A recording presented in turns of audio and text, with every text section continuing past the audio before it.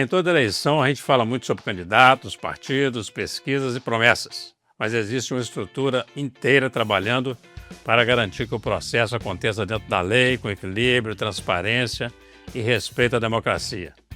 Num tempo em que as informações circulam tão rápido, em que as redes sociais influenciam opiniões em segundos, em que a confiança nas instituições é constantemente colocada à prova, entender como funciona o processo eleitoral se torna cada vez mais importante.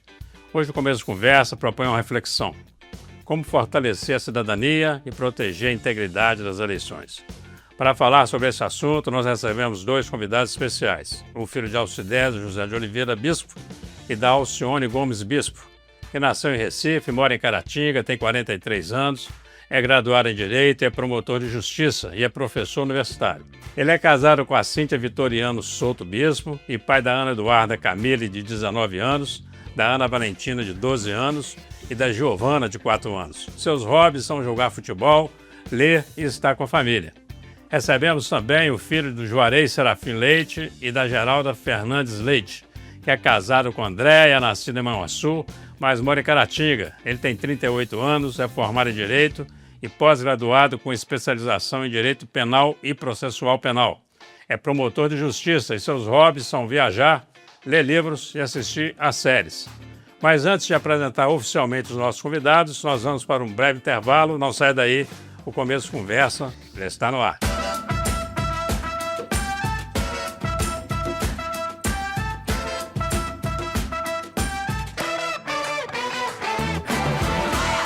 Olá, estamos iniciando mais um Começo de Conversa, que você acompanha pela UNEC TV, mantida pela Fundação Educacional de Caratinga, pela TV Sistec, pelo Super Canal TV e, claro, pelas mídias digitais. Em tempos de eleições, é comum que os holofotes sejam voltados para candidatos e campanhas. Mas existe um trabalho fundamental acontecendo nos bastidores, o trabalho de fiscalização, orientação e garantia do cumprimento da lei eleitoral.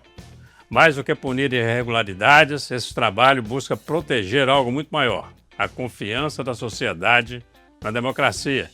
E é justamente sobre isso que vamos conversar hoje. Para isso, recebemos aqui dois profissionais que atuam diretamente nesse cenário, acompanhando os desafios do processo eleitoral e contribuindo para o fortalecimento das instituições democráticas na nossa região.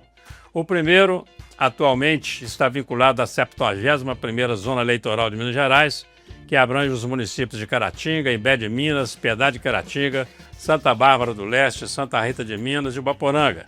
Seja muito bem-vindo, doutor Alcidésio José de Oliveira Bispo Júnior. Prazer te receber aqui. Sempre uma honra. Mais uma vez no Começo de Conversa. O nosso outro convidado está vinculado à 72ª Zona Eleitoral de Minas Gerais, que abrange os municípios de Caratinga, a sede é compartilhada com a 71ª Zona Eleitoral, Bom Jesus do Galho, Córrego Novo, Entre Folhas, Pingo d'Água e Vargem Alegre. É uma grande alegria recebê-lo aqui, doutor Juarez Serafim Leite Júnior. Prazer recebê-lo aqui, doutor Juarez. Prazer. Mais uma vez. Novamente estar aqui. É com os dois aqui. Doutor Alcidésio, que é lá no Recife. Tem voltado lá, não? Às vezes só nas férias, né? É. Muito esporadicamente. E gosta do frevo? Gosto. Sou da E natural de lá, né? E pôr de galinha? Ah, Todo mundo gosta, né? Saudade. Terra boa, né? Doutor Juarez, Manhuaçu. Manhuaçu. Tem Como volta pertinho sempre lá. pertinho, de semana. volta sempre aí a terra natal, não? Sim. É. Minha família está toda lá. Eu vi Minha que o senhor- esposa também, então a gente está Bacana. sempre presente. Sempre presente. Eu vi que o senhor gosta de série. Sim, bastante. Eu estou assistindo O Poder e a Lei. É bom. Já viu? Não, essa ainda É não muito bom, conheço. vou assistir.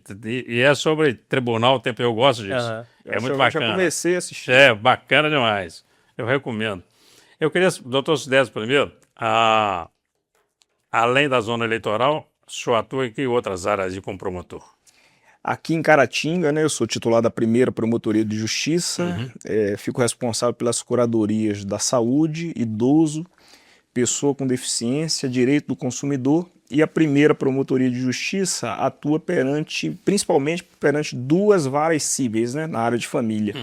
Além dessa atribuição, eu também atuo como promotor do GAECO, né, que é o Grupo bacana. Especial de Combate ao Crime Organizado. Muito bem. Doutor Juarez, além da zona eleitoral, quais áreas o senhor está atuando? Atualmente eu sou titular da terceira Promotoria de Caratinga. Aí eu tenho atuação exclusivamente criminal atualmente.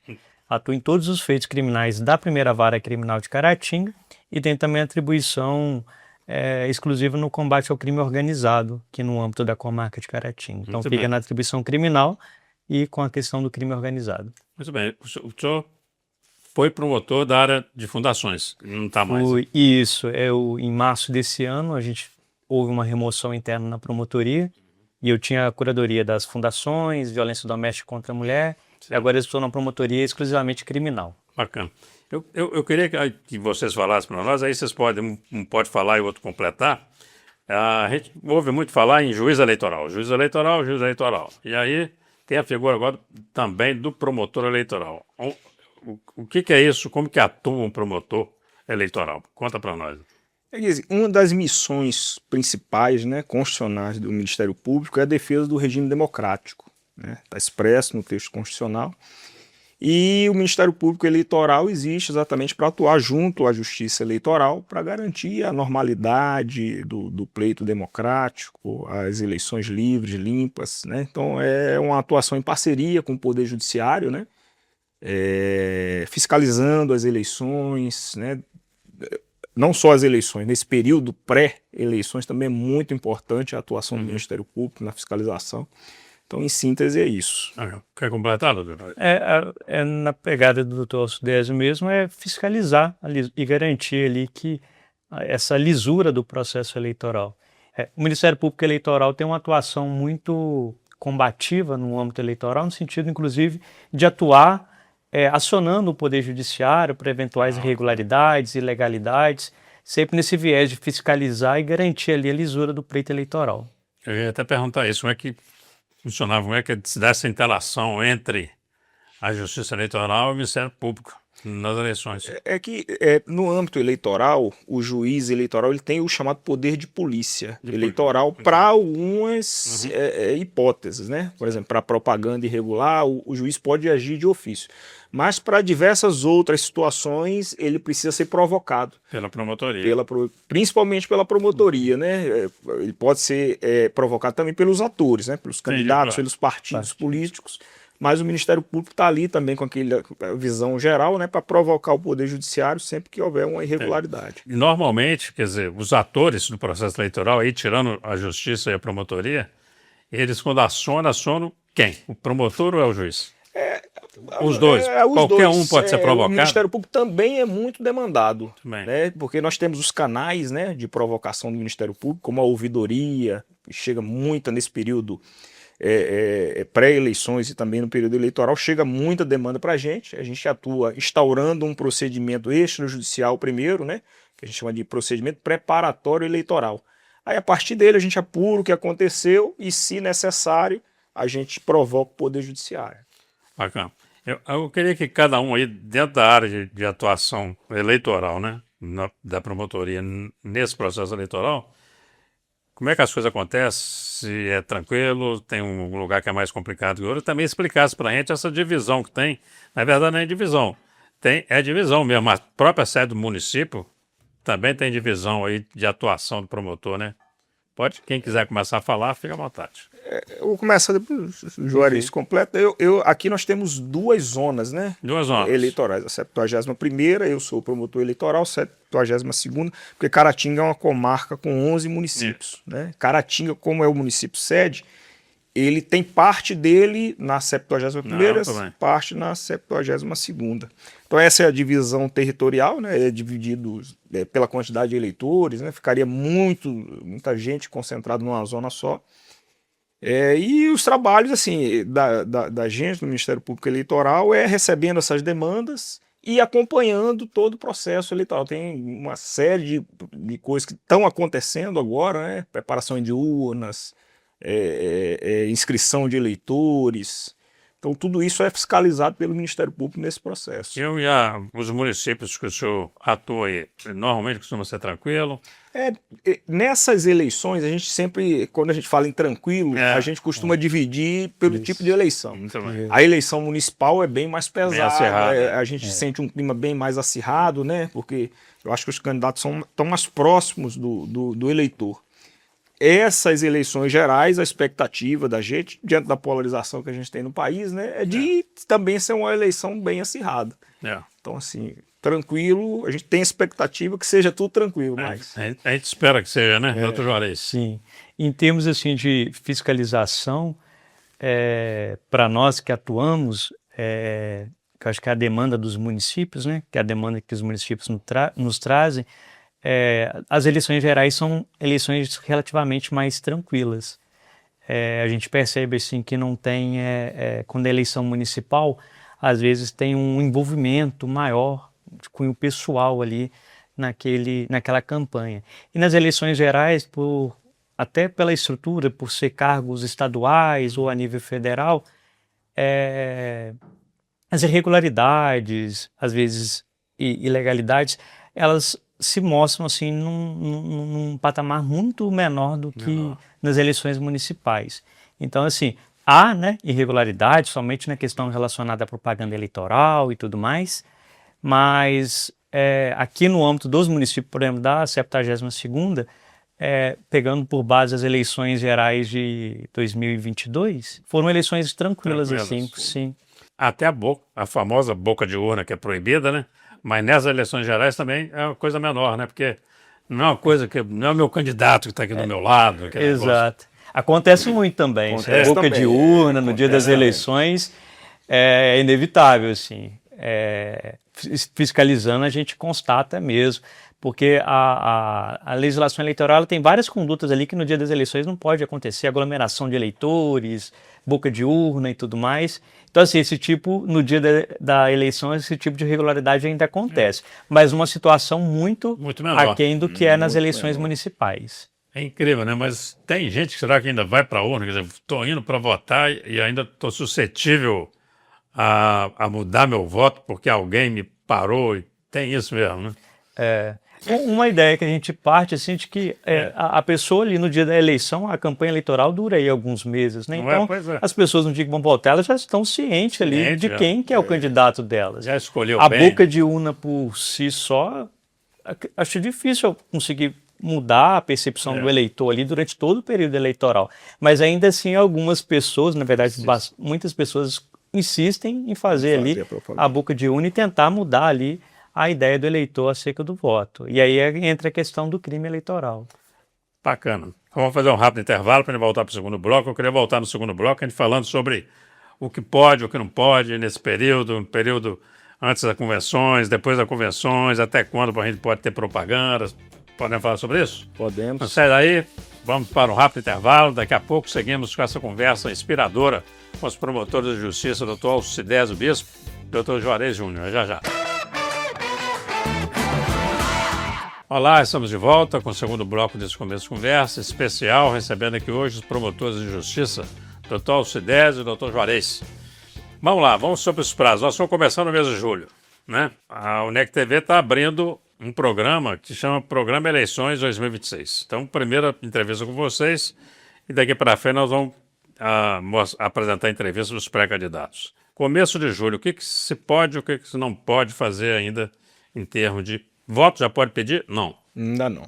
O pedido explícito de voto só a partir do início da propaganda eleitoral lá em agosto, né, dia 15 de agosto. Muito bem. Nós vamos ter início agora no dia 20 de julho, o início do período de convenções partidárias, que vai até o dia 5 de agosto, né, o período destinado aos partidos, né, às agremiações, escolherem seus candidatos. Durante esse período é permitida a propaganda intrapartidária, aquela voltada a convencer os correligionários, né, a escolher o candidato que vai representar o partido. Até as convenções, todo mundo é só pré-candidato. Só pré-candidato. É importante também destacar a questão da propaganda antecipada, né? Quando a gente analisa a questão de pedido explícito de voto, porque a legislação eleitoral ela é muito clara no sentido de colocar ali os marcos pelos quais os candidatos podem passar ali a fazer pedido explícito de voto. E descaracterizado ali esse período, configura aí até um ilícito eleitoral, que é essa propaganda antecipada, que pode sujeitar ali o infrator a determinadas sanções. Mas durante o período, né, nesse período de convenções, os pré-candidatos eles podem apresentar suas ideias, podem apresentar suas qualidades, seus projetos. Muito bem. O que a lei eleitoral veda mesmo é aquele pedido explícito, expresso ali de voto. Vota em mim, né? Então, Isso, o cara vota pode em falar mim, que eu sou ou pré-candidato, palavras tá à semelhantes ao vontade, vota em sim, mim. Isso. representar. É a modalidade até do programa que nós estamos nos propondo De conhecer os apresentar candidatos, né? a partir da semana que vem, depois da entrevista de vocês, já falando o cara que é o homem ou a mulher que são pré-candidatos, têm interesse, que vão para a convenção e estão se apresentando para a população. A convenção tem um período que a convenção pode acontecer, né? Que é de 20 de julho A 5 de agosto. a 5 de agosto. Então, necessariamente, o partido nem tem que definir dia 21, dia 22, tem até o dia 5 de Até o dia agosto 5 para falar. Para definir quem são os candidatos. Eu acho até que uns ficam esperando mesmo para ver quem que vai, para poder fazer as composições, né? Sim. Até o dia 5 de agosto. Depois de 5 de agosto, o candidato aí já está homologado na convenção. Ele já pode pedir voto?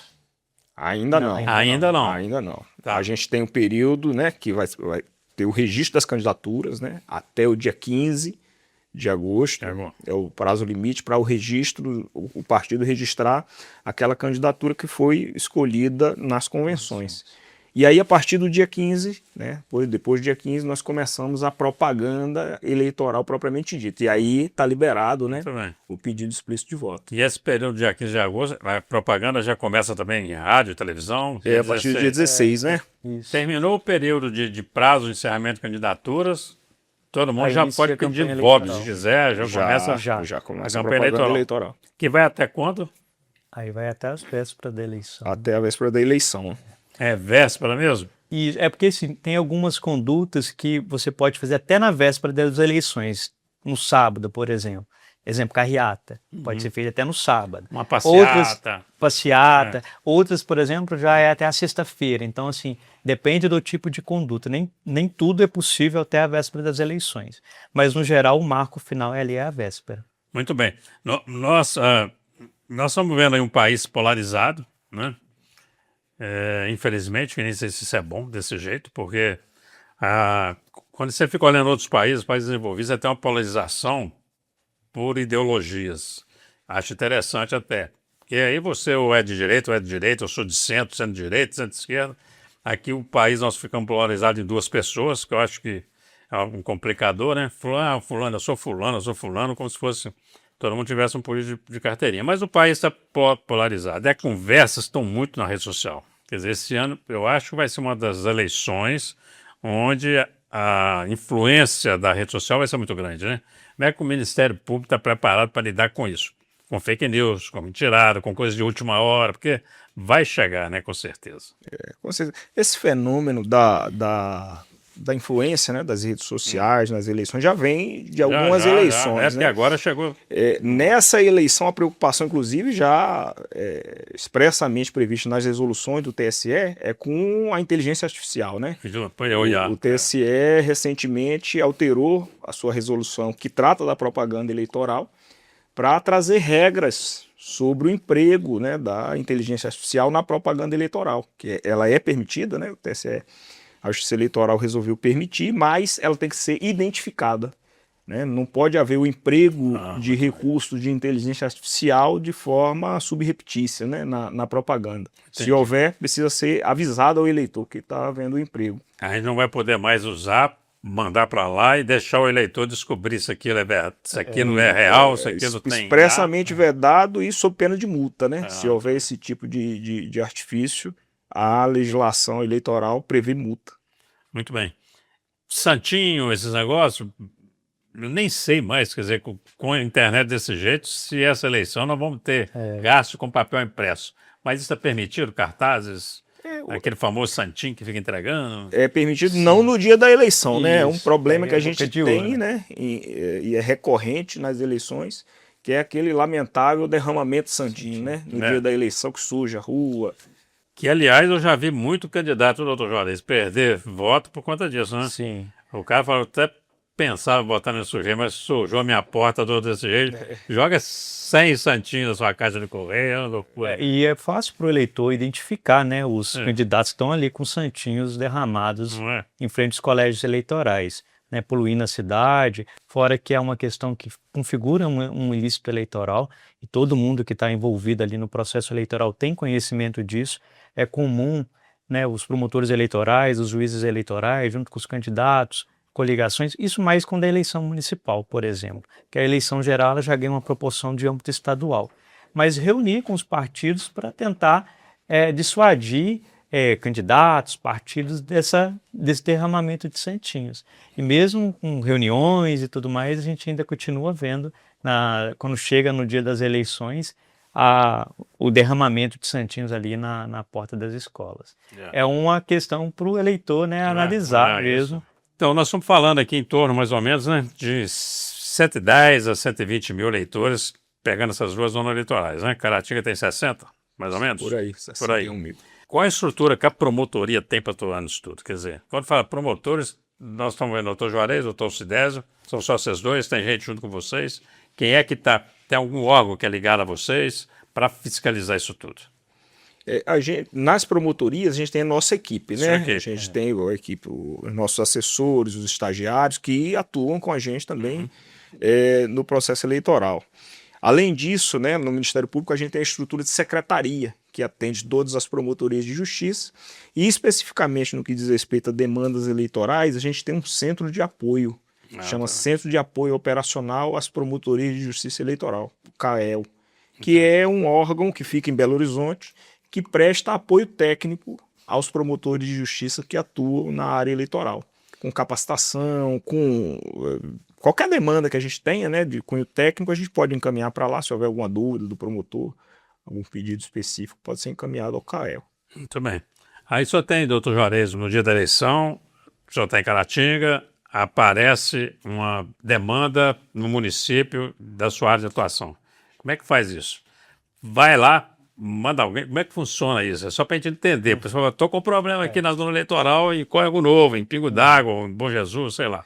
A depender da gravidade do problema, a gente se desloca pessoalmente, né? Pode ir o promotor eleitoral, o juiz eleitoral, só que a gente está lidando com zonas eleitorais que tem municípios muito distantes. Então, você pegar, por exemplo, né, Pingo d'Água, e se eu estou em Bom Jesus do Galho, né, o deslocamento às vezes fica inviável. E aí é feita uma estruturação que tem equipes do cartório eleitoral em todas as sessões, polícia militar, polícia civil, todos ali integrados e dando apoio ali para se precisar de alguma demanda, precisa conduzir alguém, precisa solucionar alguma coisa, tem algum agente público ali no local, seja um representante da Justiça Eleitoral, seja das Polícia Civil, Polícia Militar. Tá ótimo, vamos fazer um rápido intervalo, vamos voltar agora para o terceiro e último bloco. Eu já queria voltar falando de urna eletrônica, sobre segurança das eleições, pode ser? Pessoal, bate-papo sensacional, estamos aqui conversando com os dois promotores, doutor Sidésio, doutor Juarez, nós voltamos já já. Olá, estamos de volta agora para o último bloco desse começo de conversa especial. E você que chegou aí agora pode acompanhar um final de bate-papo sensacional. Nós estamos conversando com o doutor Alcidésio, doutor Juarez Júnior, promotores. Vamos falar sobre a urna eleitoral. Eu queria que cada um desse sua impressão sobre isso. Nossa eleição é segura, quer dizer, ela é rápida, muita gente inveja, muita gente critica, a urna vive apanhando. Queria a opinião de vocês sobre isso, sobre a urna eleitoral e sua segurança e a importância para o processo democrático. As urnas eletrônicas brasileiras, né, são absolutamente seguras. Estamos com as urnas aí desde 1996, né, então já tem bastante tempo e nunca houve nada comprovado, ninguém nunca conseguiu efetivamente fraudar a urna eletrônica brasileira, né? Então, assim, do ponto de vista da segurança, já se mostrou inquestionável, na minha opinião. E também, né, as outras vantagens, né, como o senhor acabou de mencionar, a celeridade na apuração dos votos, né, nós estamos tendo agora, né, nesse momento na América Latina, algumas eleições em curso e que o pleito eleitoral é em um dia, o resultado só é conhecido uma semana depois. Isso mesmo. E atualmente há muita desinformação, né, acerca das urnas eletrônicas. É importante destacar mesmo que o Ministério Público Eleitoral acompanha todos os procedimentos que são feitos ali antes das eleições. Assim como qualquer pessoa do povo pode buscar essas informações e se inteirar. E, por exemplo, no dia das eleições, quando vai ter, né, a votação, é impressa a zerésima, que vai atestar ali que a urna está com a contagem de votos zeradas. Essa zerésima é impressa, fica ali disponível para visualização. Então, as urnas eletrônicas, elas têm, a Justiça Eleitoral tem mecanismo para assegurar ali a integridade da urna e dos votos que ela computou. Importante que no dia da eleição a urna não fica conectada à internet, então não é possível, né? Acho que no imaginário popular, algumas pessoas já até me perguntaram se não seria possível alguém entrar e hackear a urna, só que ela não está conectada à rede mundial de computadores. Muito bem, porque tem sempre essa conversa mesmo. Nego entra lá no computador e entra na urna, ninguém fica nem sabendo. Não tem disso. E depois também assim, tem a própria fiscalização dos partidos, os partidos têm fiscais, além do Ministério Público, a própria população, todo mundo fiscalizando, né? Eu acho também que é uma questão também de educação e na medida que as pessoas vão usando, né? Os jovens estão chegando agora e todo mundo usando a urna, quer dizer, não dá para imaginar mais uma eleição no papel, né? Eu acho que no votinho, é né? impensável. Seria um retrocesso muito grande. Se fala também, né, por exemplo, a questão de imprimir ou não imprimir o voto. Cada sessão eleitoral, após o fechamento, é impresso o resultado daquela sessão eleitoral, tanto que é muito comum nas eleições municipais os candidatos, os partidos já comemorarem antes do resultado oficial, porque eles, né, fazem a apuração própria deles ali. A justiça nem divulgou, né? Acho que essa também é uma prova de auditabilidade da urna, né? Ela é auditada no dia em loco. E o detalhe também, porque o candidato, tanto, não importa a ideologia dele, todos, a maioria, né? Todos não, desculpa, a maioria é assim mesmo. Foi eleito, beleza, não foi eleito, essa urna está com problema. É a tendência natural, né? A tendência natural. Doutor Juarez, nós falamos aqui que os jovens estão chegando e votando e tal. Como fazer o jovem participar mais disso no processo eleitoral? Qual a importância disso? A participação do jovem é cada vez mais relevante, né? E eu, particularmente, tenho notado, às vezes, essa maior interação do público jovem ali e uma preocupação maior com os rumos políticos que o país toma. E a ideia, acho que é justamente essa preocupação com os rumos que o país irá tomar e que você, com o seu voto, pode influenciar e definir, né, a política que você julga mais compatível ali com os seus ideais, com seus princípios, com seus valores. Temos partidos dos mais diferentes tipos, das mais diferentes ideologias, candidatos também, né? E é importante você se identificar, né, com uma linha ali de principiológica que esse partido tenha e exerça o direito ao voto para que você consiga, de alguma forma, está influenciando na vida política dos países. Isso, para mim, é a democracia em si. Eu também acho isso é interessante o que o senhor falou. Inversamente, a postura dos jovens, doutor Sudésio, tem alguns membros da terceira idade, né? Pessoas que já tiveram a idade em que a lei não os obriga mais a votar, 70 anos? 70 anos. E que falam assim, agora eu nem preciso votar mais, nem vou lá. Então tem também que, na verdade, é importante que vota porque tem experiência, exatamente, né? Experiência, tem conhecimento, né? Se de um lado, né, isso que o doutor Juarez pontuou, né, os jovens, a importância, a Justiça Eleitoral tem feito campanhas, né, para conscientização dos jovens, para chamarem eles ao processo eleitoral, também é muito importante, né, qualquer eleitor. E os eleitores mais experientes, aqueles que já vivenciaram, né, as diversas fases da vida política do país, é importantíssimo a participação deles. Né? O índice de abstenção na eleição em Caratinga, ele é parecido com a média nacional? Não destoa, não. Não destoa, não. Não é nada para Nós tivemos na última eleição um incremento grande da participação do público jovem, né? Houve campanha da Justiça Eleitoral e a campanha continua. E a gente tem a expectativa, né, do Ministério Público Eleitoral, da Justiça Eleitoral, é que o índice de abstenção caia, né, ainda mais. Nós, como eu já disse aqui, nós estamos iniciando essa programação nossa com entrevista com vocês. A partir de semana que vem começam os pré-candidatos. vamos entrevistar todos, independente se na época da entrevista dele ir ao ar, se já passou pela convenção ou não, nós vamos tratar todo mundo como pré-candidatos, até por ocasião de justiça, né? Porque não vamos poder, por exemplo, nós estamos agora pegando os pré-candidatos, todo mundo é pré-candidato nesse começo de julho. Mas aí quando eu vou entrevistar um em agosto e ele já é candidato, ele não vai poder chegar aqui pedindo voto, infelizmente, né? Porque o outro não pôde. Então a gente entende isso também, o espaço é democrático, é igual para todo mundo. Mas foi muito bom poder começar esse programa com vocês, falando com vocês. Foi bom para poder a gente entender isso melhor mesmo e tomara que as pessoas se animem, se candidatem, porque é bom a gente ter candidato, né? Mas que principalmente o eleitor se propõe a votar, né? Vai escolher direito, a verificar. Nós já falamos aqui da questão da internet, da rede social, quer dizer, tem muita coisa boa lá e tem muita coisa ruim. Saber também discernir essa informação, né, doutor? Filtrar, né? Então, assim, eu tenho que agradecer vocês dois. O programa agora é com vocês para as considerações finais. Essa câmera aqui vai deixar um recado aí para os telespectadores da UNEC TV, TV Sistec, Super Canal, redes sociais, ou todo mundo. Podemos começar com o senhor, se quiser, doutor Juarez, aqui, ó, essa câmera aqui, ó. Primeiramente, eu gostaria de agradecer o convite. Enquanto Ministério Público Eleitoral, enquanto promotor eleitoral, para nós é muito relevante ter essa abertura, ter esse espaço para poder transmitir para a população uma segurança de que tem instituições fiscalizando todo o processo eleitoral, apurando irregularidades e que a população fique com a consciência tranquila que os agentes públicos estão fazendo suas funções e exerçam ali o direito ao voto.